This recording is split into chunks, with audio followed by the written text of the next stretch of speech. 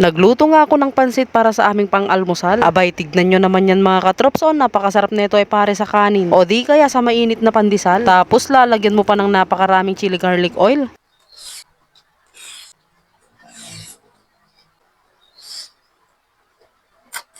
So, ayun mga katrops, for today's video, panibagong araw, panibagong luto, serya na naman tayo ngayon. Abay, na-miss kong mag-intro ah. Matagal-tagal na rin kasi nung last na nakapag-voice over ako eh. Kaya naman ngayon ay parang nangangapa na naman ako sa pag-voice over. So, ayun, mabalik na nga tayo dito sa ating ginagawa mga katrops. Bali, naggisa nga lang ako dito ng bawang at sibuyas. Tapos, pinaglalagay ko nga lang yung mga nahiwang gulay tulad ng carrot, sayote, bagyo beans at petchay. Tsaka ako lang tinimplahan ng kaunting betchin, oyster sauce at paminta. Pati na rin ng kaunting toyo. Tapos, nung magisa ko na nga, pinaglalagay ko na nga dito yung mga noodles. Pa-comment naman dyan sa baba mga katrops kung ano nga yung eksaktong tawag dito sa ganitong noodles. Abay, nakailang ulit na nga akong kumakain ng ganito pero hanggang ngayon hindi ko pa rin alam kung ano nga tawag dito. Simula pa kasi nung bata ko ay talagang nagluluto na ng ganito yung mother namin. Kaya naman kung alam nyo nga yung tawag dito mga katrops, pa-comment na nga lang dyan sa baba. At sa mga ilang minuto nga ng pagluluto mga katrops, naluto ko na nga pala ito. O diba? Abay, napakadali lang lutuin. Tsaka tignan nyo naman yan mga katrops. So talaga namang itsura pa lang ay talagang napakasarap na. So dahil natatakam na nga ako kaya naman sumandok na nga ako dito mga katrops. Tapos ayun, damihan natin ng gulay. Favorite ko kasi ang pansit lalo na kapag ka maraming gulay. At para nga mas lalong sumarap nga ito mga katrops, maglalagay nga ako dito ng chili garlic oil. Damihan natin para mas lalong damang-dama ang anghang. Sayang nga lang at nakalimutan nga naming bumili ng tinapay doon sa palengke. Masarap pa naman ito pare sa mainit na pandesal.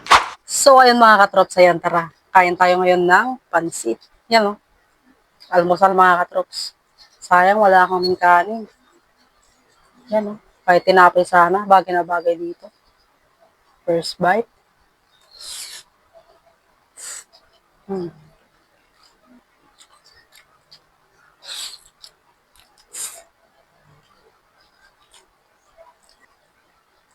Sarap.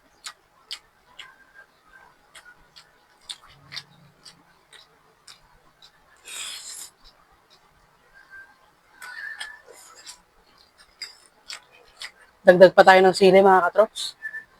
Mas masarap pag manghang eh.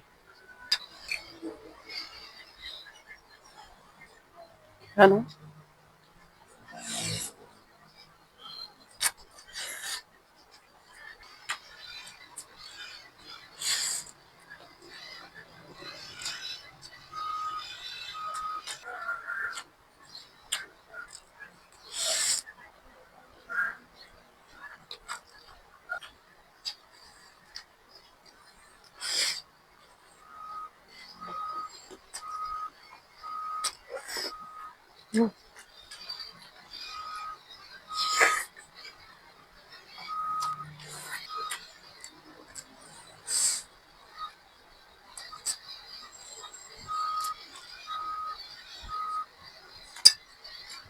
Bakit yun?